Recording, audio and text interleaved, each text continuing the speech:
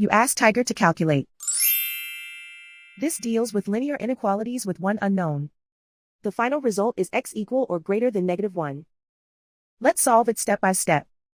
Simplify the expression. Expand the parentheses.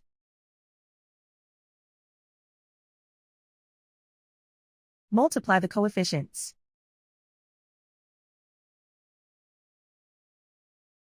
Simplify the arithmetic.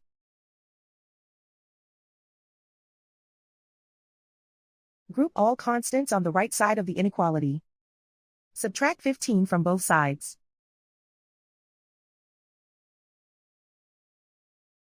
Simplify the arithmetic.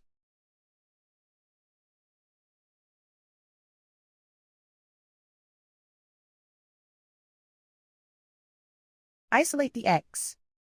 Divide both sides by 10.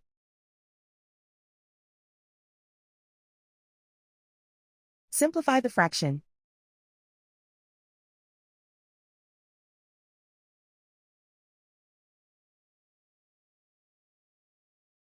Plot the solution on a coordinate grid. And so the final result is x equal or greater than -1.